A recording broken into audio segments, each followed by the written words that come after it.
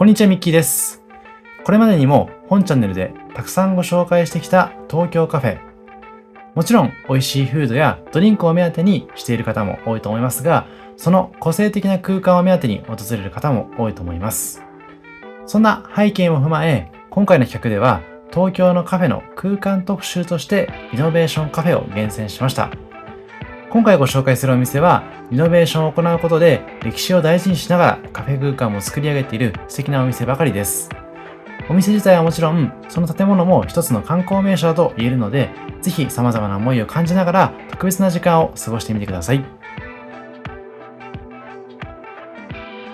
このチャンネルではカフェ巡りなど日常を少し豊かにする情報をお届けします。少しでも応援してくださる方はチャンネル登録をして次の動画も見逃さないでください。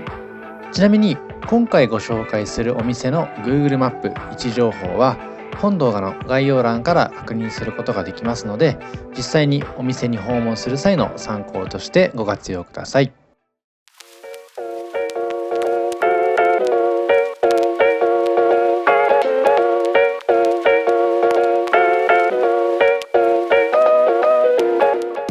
さて、まず1軒目は六本木から2022年5月にオープンしたばかりの六本木の新たな文化拠点コモンに併設のカフェでございます。若者たちの自由な思想、発想、表現が文化を作った六本木の街で、食や音楽、アートなど様々なカルチャーが行き交い混ざり合うオープンな空間でございます。店名のコモンというのは普遍的な公衆の公共のという意味を持ちまして、六本木の街に住む人々や訪れる人々のコモンプレイスであると同時に、人々が共同管理運営する場所として、スタッフと訪れた人々が共に空間を耕していく、そんな思いや願いが込められています。めちゃくちゃアーティスティックな空間になっていまして、作業向けにもとてもおすすめなスペースになってますので、ぜひ押さえていただきまして活用いただければなと思います。こちらの店舗は大規模リノベーションで生まれ変わった50年の歴史を持つビルが作り出す空間でございまして、2階はコワーキングスペースになっています。さらにそのコワーキングスペースなんですけれども、防音のスペースがありまして、急な電話会議にも対応できるところが最高でございました。今年の春頃からは外国人の観光客もだんだん増えてきていますし、大学生の方々もキャンパスに足を運ぶことが増えてきました。その中、こちらのコモンというスペースではライブのイベントとか DJ イベントも開催されていますので、ぜひ学業終わりや仕事終わりに足を運んでいただいて、様々な方々との交流の場にもしていただければと思います。こちらコモンさんで提供いただけるコーヒーは、バリスタさんが丁寧に入れるスペシャルティーコーヒーでございまして、メインロースターとして常設していますのは、2021年春に東京押上にオープンしました焙煎所、バースコーヒーロースタリー春さんのコーヒー豆だということでございまして、その本格的な味わいも大注目になっています。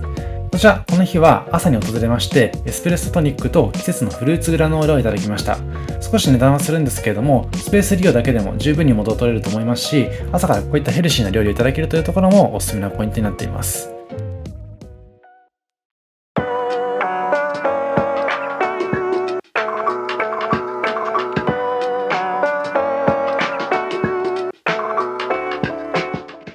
続いてご紹介させていただきますのは、清澄白河に場所を移しまして、ブルーボトルコーヒーの清澄白河フラッグシップカフェでございます。以前からブルーボトルコーヒーに関しましては、新宿編や横浜編、そして先日ご紹介しました群馬の白岩ホテルの特集でもご紹介してるんですけれども、こちらフラッグシップというだけありまして、清澄白河のお店が一番中心地として位置づけられているお店でございます。と申しますのも、2015年にサードウェーブコーヒーの火付け役として日本に初進出した際に店舗を構えましたのが、ここ清澄白河店でございまして、他の店舗とは一味違った空間を楽しむことができます。実はこちらの店、2015年にオープンした後、2019年にはスペシャルティーコーヒーをトレンドからカルチャーへと掲げまして、店舗を大幅リニューアルしています。なので、オープン当初訪れたことがある方なんかは、ちょっと違った景色になっているなという印象を持つかもしれません。ぜひですね、2019年以降に訪れたことがないという方に関しましては、一度は足を運んでほしいなと思っています。ここ清澄白河の店舗はフフラッグシップカフェと銘打っているだけありまして、豆の原産地から抽出に至るまで各工程にこだわるシードトゥーカップを表現するブルーボトルコーヒーの中でも、その季節に美味しさのピークを迎えるシングルオリジンコーヒーをメインに幅広くラインナップしている店舗でございます。シングルオリジンというのは原産地、そして農園も含めて単一のところから仕入れてますので、その純度がとても高く、豆本来の味わいを感じられるというところが特徴になってますので、ぜひコーヒー好きな方、そしてこれからコーヒーを学んでいきたいという方に関しましても、ここから学んでいくのはとてもおすすめかなと思っています。さらにこちらのフラッグシップカフェはブルーボトルコーヒー初となるフルサービスのおもてなしが提供されているということもありまして、ゆったりと贅沢に楽しめる空間にもなっていました。また併設されていますトレーニングラボではコーヒーに関する様々な内容のクラスを受けることができるようで、コーヒー初心者から上級者まで何度訪れても楽しめるところも魅力的になっています。さらにですね、こういったブルーボトルが提供しているようなお土産用のフードメニューですとか、あとはブルーボトルオリジナルグッズなんかもありますし、もちろんコーヒー豆の販売もありますので、ぜひですね、選んでいただいて、少し値段はしてしまうんですけれども、東京のお土産として買っていただくのもお勧めできるポイントかなと思っています。こういったコーヒーの抽出器具があるところも嬉しいポイントですよね。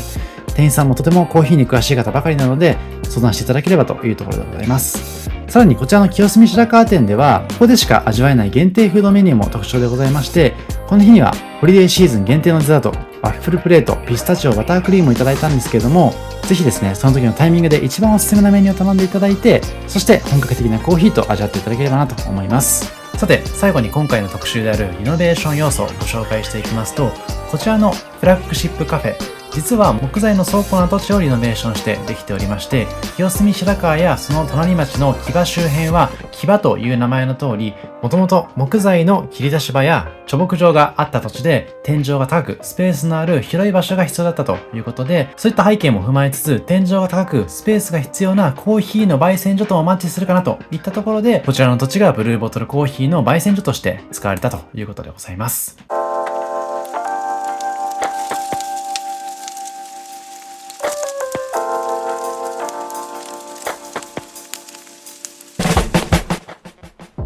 さて、こちらご紹介していきますのは、イキロースタリー&イータリーさんでございます。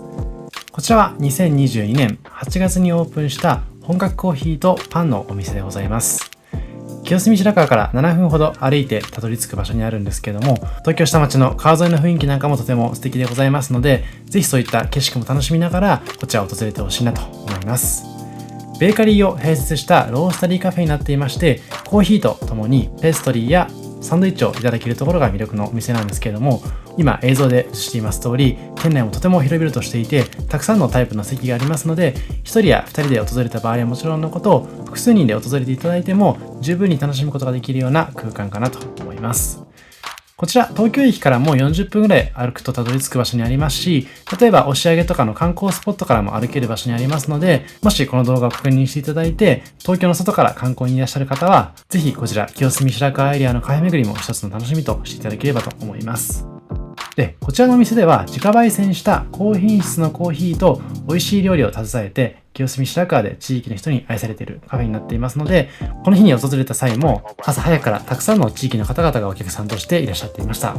で、先ほどからも申し上げていますけれども、魅力的なのはフードやドリンクだけではなくて、元倉庫をリノベーションした開放感のあふれるこちらの空間でございます。正面の大きな窓と天井から差し込む光が食事も美味しく見せてくれる気がしますので、ぜひお好みのアングルを探していただいて素敵な写真を撮っていただければと思います。あとはこちらのインパクトが大きいコーヒーの焙煎機なんかもありますので、コーヒー好きな方にはとてもたまらないかなと思います。ちなみにコーヒーもこちらのお店で焙煎されていまして、月曜日と火曜日の午前10時から午後4時までの間には、イキブレンドやシングルオリジンのコーヒー豆を焙煎してくれているということでございます。なので、店頭でも常時新鮮な豆が販売されていますので、コーヒー好きな方、ご自宅でもコーヒーを楽しみたい方は、こういった素敵なパッケージにも入れてくれますので、お土産等でご購入いただければと思います。また、コーヒー豆以外にもアパレルアイテムとか、あとはお酒とかもありますので、ぜひ気に入っていただいた場合には、ぜひ購入してみてください。また、ドリップバッグもありますので、家にコーヒーのミルがないという方でも、気軽にご自宅でコーヒーを楽しめるところも魅力的でございます。あとはカウンターにて販売されています数々の焼き菓子が魅力的でございまして、この日は月曜日に訪れていまして、残念ながらパンをいただくことはできなかったんですけれども、月曜日と火曜日以外の営業日に関しましてはパンもいただくことができますので、ぜひチェックしていただいて訪れてほしいなと思います。ただですね、こちらまさに天気がいい日に訪れるのが特におすすめになっていますので、もし訪れたいタイミングで月曜日と火曜日のみが晴れているということがありましたら、あまり気にせず訪れていただいて、それこそパン以外にもたくさんフードメニューはありますので試してほしいなと思います。今こちらメニュー表を映してるんですけども、例えばプレートメニューですとトーストとアボカドとトマトとボイルドエッグとレモン、チーズ、生ハムなんかも添えてくれますので、とてもおすすめでございます。あとはトースト類も比較的たくさんの種類がありますし、コーヒーを添えていただくとどのフードも美味しくいただけるかと思いますので、ぜひ参考にしていただければと思います。でこちらは他にいただきましたアボカドサーモントーストでございます。少し値段はするんですけども、新鮮なサーモンとアボカド、そしてパンをいただくことができますし、かかっているオリーブオイルがとても美味しかったので、ぜひとも試してほしいと思います。あとは席の紹介、少ししそびれてしまったんですけれども、実は先ほど映していた1階の席以外にもロフトが上がった2階席もありますので、また違った空間の魅力に触れてほしいなと思います。こちら、この日いただきましたフラットホワイトのエスプレッソドリンクになっています。もともとイキさん自体がニュージーランドのバリスタさんからのトレーニングを受けているということでございますので、こういったオーストラリアとかニュージーランドでいただくようなスタイル、つまりロングブラックとかフラットホワイトでいただくと、そのコーヒーの味の深みを知ることができるかなといったところです。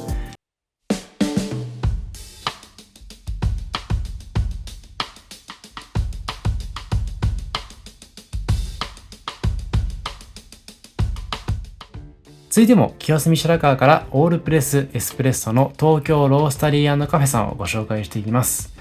こちらは2022年の4月にリニューアルオープンしておりまして、清澄白河ではとても有名なカフェでございます。実は私の虎ノ門編のカフェ特集でも、こちらオールプレスエスプレッソさんの虎ノ門ヒルズ店をご紹介しているんですけども、こちら本店はまだ伺えてなかったので、とても楽しみにしていた店舗でございます。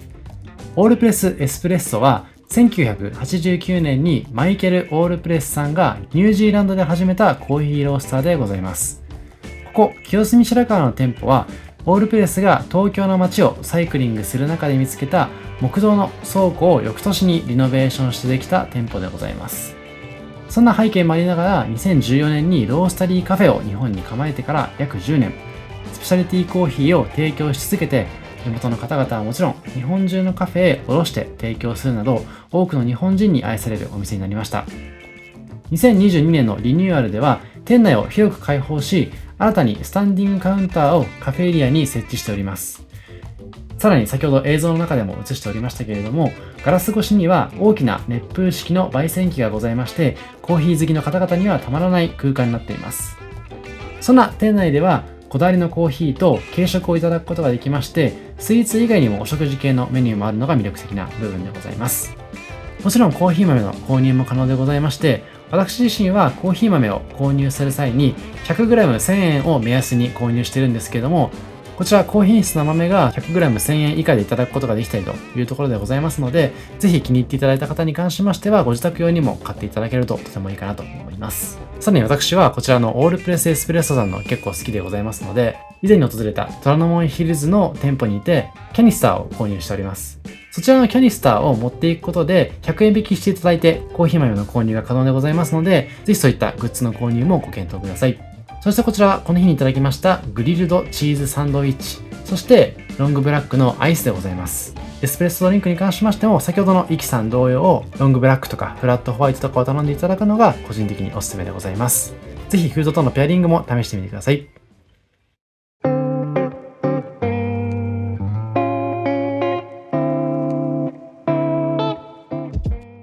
続いて文字通り門前仲町の頭文字から名前が付けられていますモンズカフェさんのご紹介でございます。こちらは門前仲町で有名な深川不動尊の近くにあるカフェでございまして、参拝に来られた方など地元の人などを中心に愛されているカフェでございます。こちら今映しています映像は閉店間近な映像でございますので、比較的空いているように感じるかと思うんですけども、とても人気なカフェでございまして、常に席は満席な印象が強いお店でございます。こちらはコーヒーを通して地域や人とのコミュニケーションを生む目的としてカフェという場を提供しておりまして、外にありますベンチは参道の休憩スポットだということでございます。こちらのリノベ要素としましては、外観は民家の作りをそのまま残し、白とナチュラルウッドカラーで綺麗に統一されています。内装の衣装も門前仲町の雰囲気を壊さないように、日本の材料、材木、石などを使いながら、そういったアクセントのもと、本物の仕上げ材料で内装を構成しているということでございます。なので、建築系に興味がある方なんかに関しましては、そういったところも含めながら確認していただくと、2倍、3倍楽しめるかなと思っています。さらにこちら、モンズカフェさんで提供されていますカヌレは、とても人気なメニューでございまして、外はカリッと、中はもちっとしているメニューになっています。洋酒を使用しているということでございまして、大人のスイーツとしても愛されているカヌレだということでございました。そんなカヌレなんですけども、コーヒーやカフェラテなどと合わせますと大人の味を感じることができますし、ミルク系ドリンク、例えばフラットホワイトとかティーラテと合わせますとクリーミーなミルク感を感じることができますので、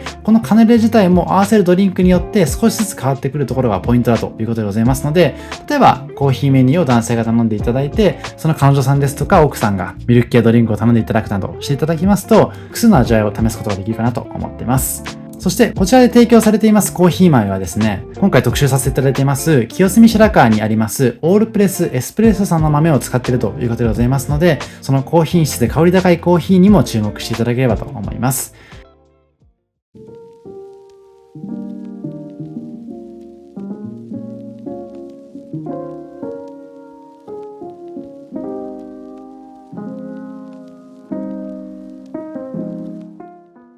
続いてご紹介させていただきますのは、茅場町からバンクというところのご紹介でございます。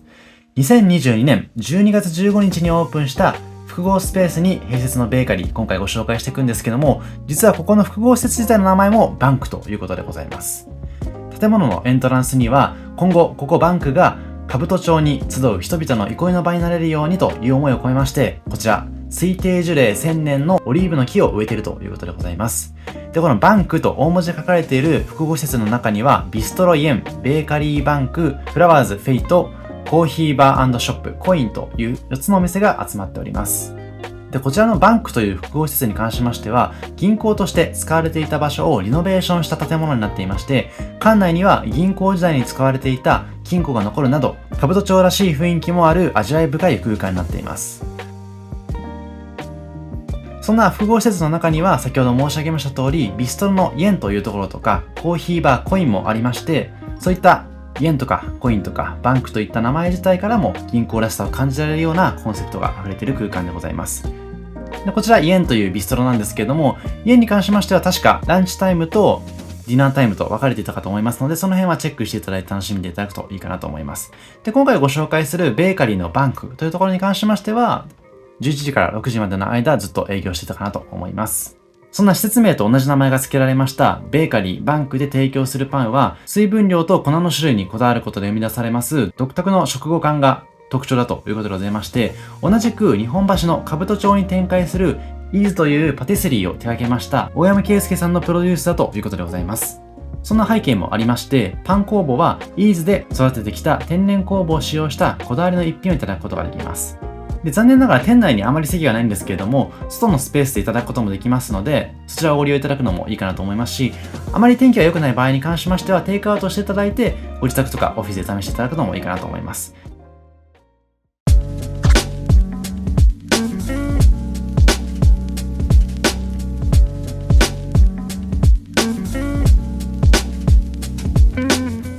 続いてご紹介しますのは、2020年2月にオープンしたばかりのスイッチコーヒーさんでございます。こちらは茅場町のエリアにありますお店でございまして、日本橋兜町東京証券取引所の真横にある K5 に併設のおしゃれカフェになっています。この K5 はホテル、レストラン、バー、カフェが入居するマイクロ複合施設になっていまして、1920年代に建設された銀行をリノベーションしてオープンしたということでございます。この K5 という名前も兜町第五平和ビルという旧名称から来ているということでございます。こちらのスイッチコーヒーさんなんですけれども、動画の撮影はちょっと NG だったので、写真のスライドショー形式でご紹介させていただいています。で、店内は緑あふれる空間になっていまして、こういった空間を楽しめるというところも贅沢なポイントなのかなと思っています。で、この空間は植栽演出集団であるヤードワークスがアレンジした植物だということでございまして、その点も注目になっています。こういったフィルターコーヒーは世界中の産地から品質で選び抜いたコーヒーを生産者から直接買い付けているというこだわりっぷりでございますので、ぜひそのあたり楽しんでほしいなと思ってます。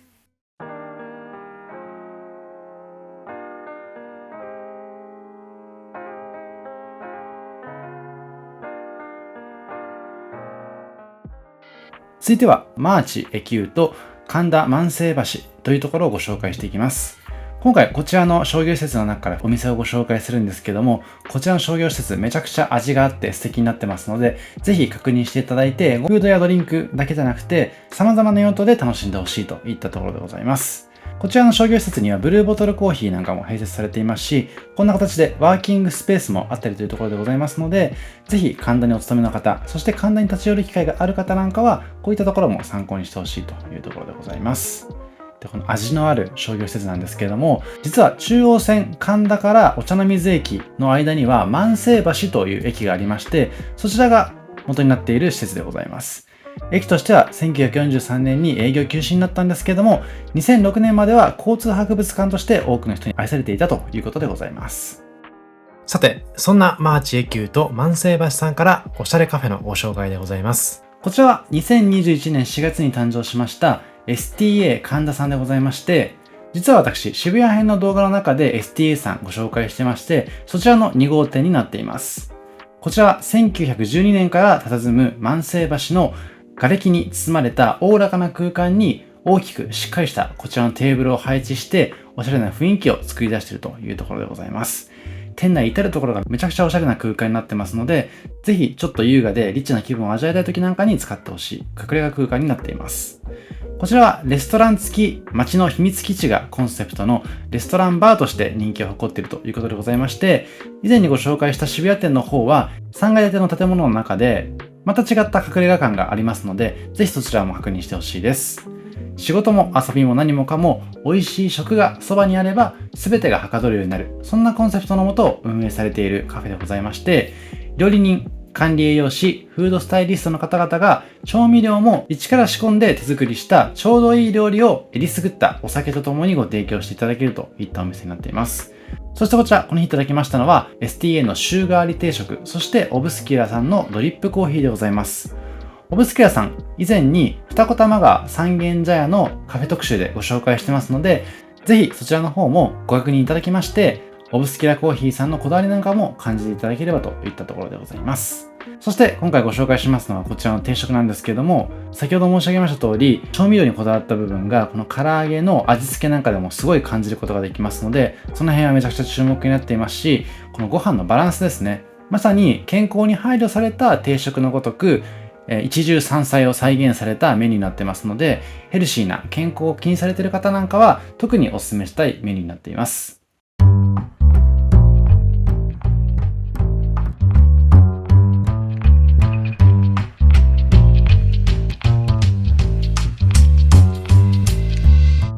続いてご紹介させていただきますのは、こちらの2020年9月に誕生したおくろじという施設からご紹介していきます。こちらのおくろじという施設は建築家である吉田雄一さんが設計したおしゃれ空間になっていまして、明治生まれの瓦礫アーチを生かした深いこだわりが集う300メートルの高架下空間だということでございまして、非常におしゃれな空間になっています。日比谷の奥に潜む通な大人の通り道として誕生したスポットになっていまして、東京駅に来られた方なんかは結構居酒屋さんどこに行こうかなとか、レストランどこに行こうかな、カフェどこに行こうかなと迷われる方も多いと思いますし、いざ入ってみるとなかなか入れないという空間があるかと思うんですけども、実は日比谷側にこういったおくろじというおしゃれな空間がありますので、ぜひこの動画を参考にしていただいて、今回ご紹介するお店以外にも訪れてほしいなと思っています。そんな中ご紹介させていただきますのが、2022年の2月にオープンしたばかりの寄り道というところでございます。こちらの店ではカフェタイムにはこだわりのプリン、夜には本格イタリアンとワインが楽しめるカフェレストランになっています。まっすぐに歩くはずの道を少し外れてみると、いつもの風景が少しだけ色鮮やかに見えたりをコンセプトに誕生したお店でございまして、寄り道さんに併設のバーワンミニッツでは今日の思い出を語る場所としてスパークリングワインやカクテルを用意してくれていますので、よりみすさんをレストランとして楽しんだ後にはそちらのバーで楽しんでいただくというところも大人の楽しみ方なのかなという形でございます。ちなみによりみすさんのランチセットはドリンク付きにもなっていますので、そこも嬉しいポイントなのかなと思っています。さらにこちらで提供されるコーヒーはコスタコーヒーになっていますので、味には間違いないかなと思っていますのと、こちらで提供されているザ・プリンをはじめとする絶品スイーツはホテルのレストランで経験を重ねたシェフの手作りだということでございますので、その辺もめちゃくちゃ注目になっています。そしてこの日はこちらのしっとりローストビーフ丼をいただきました。めちゃくちゃお肉たっぷりにいただくことができまして、この盛り付けも含めて視覚的にも楽しめるようなそんなメニューになっていました。でランチセットでは今左上に映していますようなスープもついてきますので、このエリアにしてはだいぶお得に楽しめたかなといった印象でございます。そしてこちらはこの日いただきましたこだわりのザ・プリンでございまして、ぜひですね一度は試してほしいようなで、こちらのプリンはまさに先ほど申し上げたようなコスタコーヒーと一緒に楽しんでいただくと、よりこの甘さと苦味が混ざり合って美味しく味わうことができるかなと思っています。こちら写真撮っていただいたりとか動画に収めていただきますとめちゃくちゃ SNS 映えにもなると思いますので、特にですねデートとかお友達との時間にも使ってほしいなというところでございます。で、先ほども申し上げましたけれども、こちら奥路地自体が東京の中心地である日比谷銀座の奥にある場所になってますので、銀座での買い物を楽しむ際にも活用できるかなと思ってます。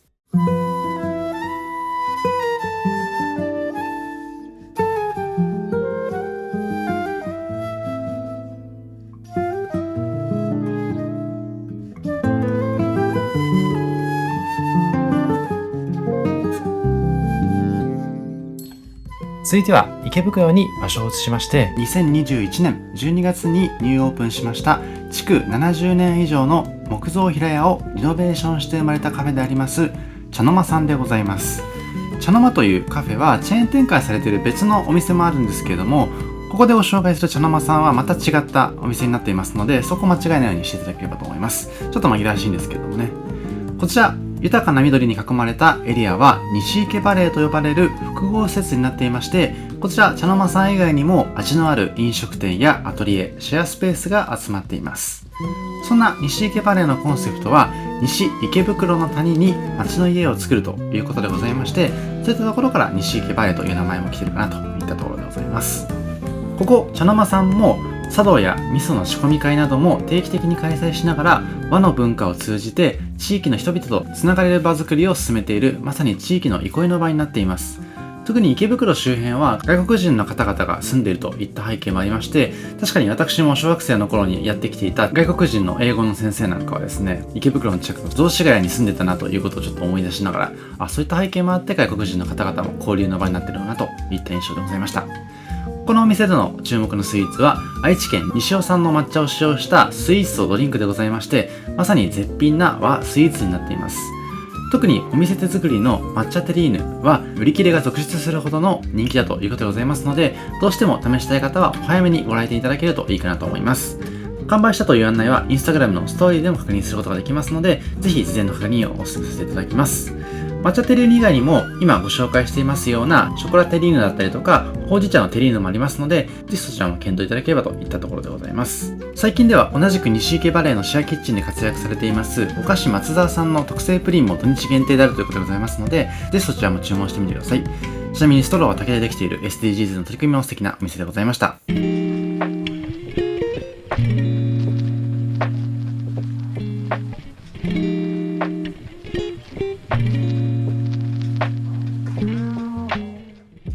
続いては日暮里駅の近くから喫茶2階さんをご紹介していきます。こちらインスタグラム等々でも幅広くご紹介されていますので、一度はこの2階という印象的な看板ご覧になったことがある方も多いかなというところでございます。こちらは1階はココンという器屋さんになっていまして、店主さんが海外から買い付けてきたヴィンテージアイテムと日本で仕入れた器が並んでいます。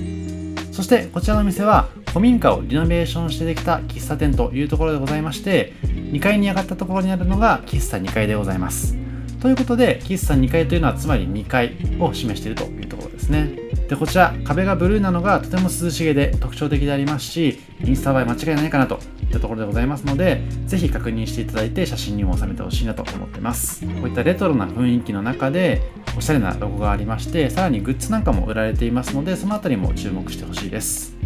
そそして店内入っていただきますと、こういったレトロな家具と、あとは電飾なんかにも包まれていますので、この辺りもとても注目になっていますし、こういったところもたくさん写真を撮ってしまいたくなるような雰囲気になっています。席の数がそんなにたくさんあるわけではないんですけれども、比較的回転率はいいと思いますし、こちらの日暮里エリア自体が結構穴場なスポットになっていますので、カフェ好きな方なんかは落ち着いて隠れ家的に楽しんでいただくことができるといった印象でございます。こんな感じでインテリアの一つ一つがとても注目になっていますので、これらを眺めているだけでも時間が経ってしまいそうな印象でございます。さらに文学小説も置かれていますので、ぜひカフェでメニューが運ばれてくるまでの待ち時間も楽しんでいただきたいと思っています。さらにこの上野の空間はアーティスティックな博物館や美術館があるエリアになってますので、ぜひ美術学生の方なんかはこの暑い夏の季節にちょっとした休憩に訪れていただく場所として参考にしていただければと思っています。こちら今映してますのが喫茶2階さんのメニューになってるんですけども、本当に幅広いメニューがありまして、特に喫茶店メニューが特徴的になってますので、喫茶店が好きな方は十分に楽しんでいただくことができそうです。なのでこちらを訪れていただく際は、例えば午前中に美術館や博物館を巡っていただいて、昼休憩にはこちらに少し足を伸ばしていただいてランチを楽しんでいただく。さらにもうちょっと余裕がありましたら、こちらの目玉になっていますクリームソーダも頼んでいただくと、充実感たっぷりな休日にすることができそうです。もうこんな感じで本当にたくさんのメニューがありますので、一度とは言わず2度3度と訪れていただいて、たくさんのメニューを試してほしいです。ちなみに先ほどクリームソーダというふうに申し上げたんですけども、フロート含めるとたくさんの種類がありますので、ぜひ事前にインスタグラム等で他の方々の投稿を参考にしていただいて、目星をつけた上で頼んでいただくと、効果的に効率的にお店の中での時間を過ごすことができそうです。そしてこちらはこの日にいただきました2階のクリームソーダ&ゼリーでございます。こんな感じでまさにですね、この綺麗な空の色のような色をしていますクリームソーダ、そしてこちら右手に映っていましたちっちゃい器に入っているのがゼリーになっています。本当に涼しげな印象でございますし、夏にはぴったりなメニューだと思ってますので、こちらでゆったりと食事から涼しさを味わってほしいです。でこちらいずれのメニューに関しましても、この2階と書かれたお店のロゴを模したような旗をお子様ランチっぽく載せてくれているところもとても嬉しいポイントですね。ゼリーはこんな感じでプルプルと振ってあげますと、とてもインスタ映え、ストーリー映えになりますので、ぜひですねこの辺りはリールとかショート動画とかにも収めてほしいです。であと手前に映っていますこちらの2階と書かれているこのオブジェ自体もとても素敵になってますし、購入していただくこともできますので、ぜひその辺りも参考にしてほしいです。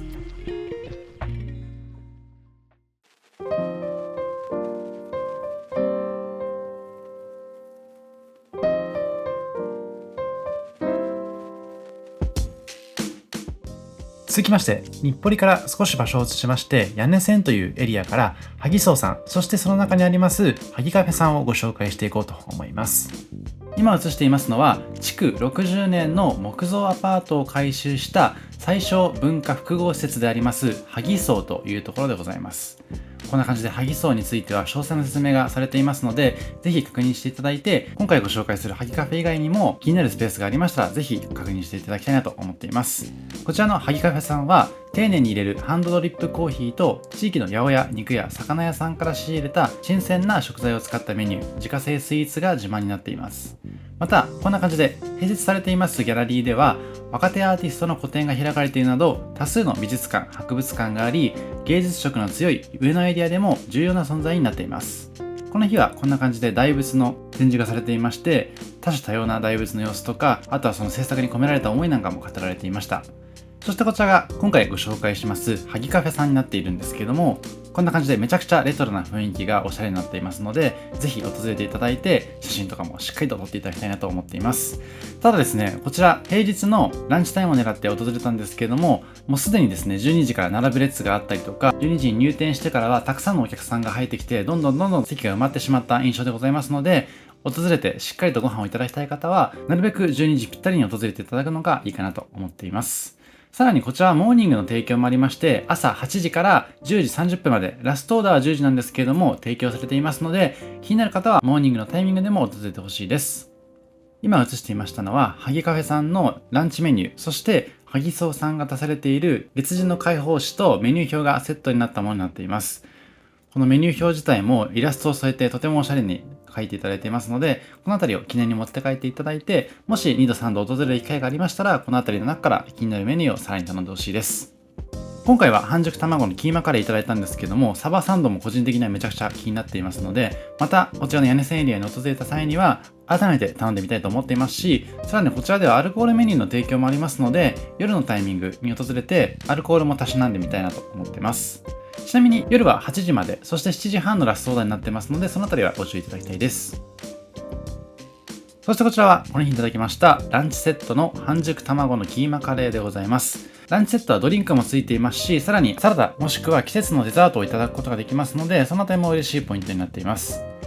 この器も含めてめちゃくちゃおしゃれな雰囲気が伝わってくれるかと思いますので、ぜひですね、このおしゃれな空間と、あとはレトロな雰囲気を味わっていただきつつ、こちらの絶品な半熟卵のキーマカレー頼んでほしいです。他にも先ほど申し上げたようなサバサンドのランチメニューもありますので、ぜひ気になる方はそちらも頼んでほしいです。で、こちらのハギソウさんなんですけれども、地域の文化発信の役割を担っている思いの詰まった空間になっていまして、2階に登っていただきますと、谷中の街全体をホテルに見立てる離れのレセプションや、ハギソウや東京芸大ゆかりのアーティストによるアクセサリーや小物を集めたショップも用意されているということでございますので、ランチをいただいた後にはそちらに訪れていただいて、屋根線エリアの魅力に触れていただきたいなと思っています。で、こちら卵を割ってみたんですけど、めちゃくちゃ美味しそうな雰囲気が伝わってくれると嬉しいです。で、さらにこちらは先ほど申し上げました季節のデザートになっていまして、この日はジェラートをいただくことができました。めちゃくちゃシャリシャリな食感でございまして、食後のデザートとしてもすっきりと味わうことができたので、とても美味しかったです。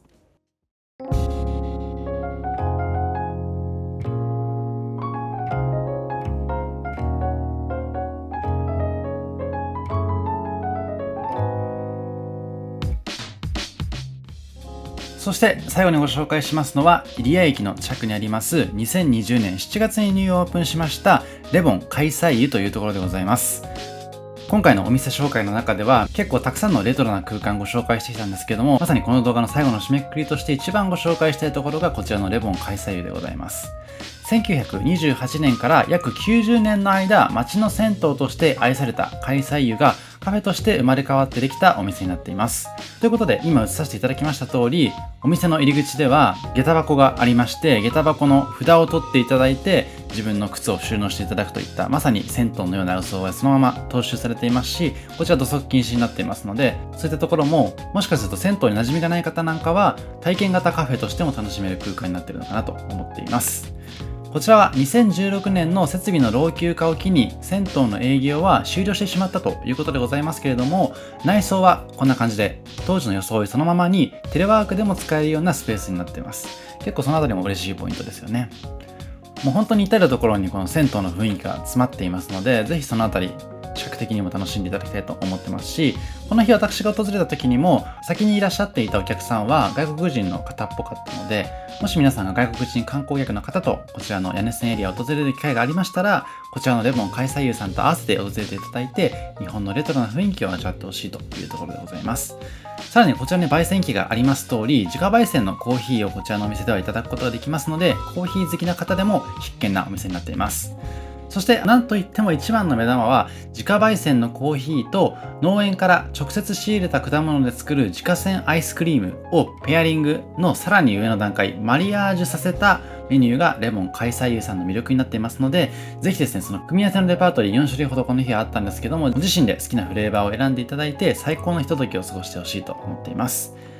実際にこちらではお風呂に入ることはできないんですけども、お風呂上がりのコーヒーの一杯、さらにアイスクリームめちゃくちゃ美味しいと思いますので、ぜひそういった雰囲気を心で感じていただきながら、ペアリングを超えたマリアージュの体験を味わってほしいです。で、さらにこちら見学限定になってるんですけども、かつての銭湯の雰囲気をそのまま残しています空間も見学することができますので、ぜひお店の方にお声掛けいただきまして、こちらの空間も目で楽しんでいただきたいと思っています。で、こちら、レボンという名前は何かと言いますと、再生を意味するリボーンから来ているということでございまして、プロジェクト名だということでございます。主役は魅力あふれる建物と堆積された記憶であり、レボンというのはその記憶を次の時代へとつなぐためのプロジェクトだということでございます。なので今回レボン開催湯というふうにご紹介させていただいているんですけども、ここ開催湯以外も今後生まれ変わっていくのかなと思うと結構ワクワクしますよね。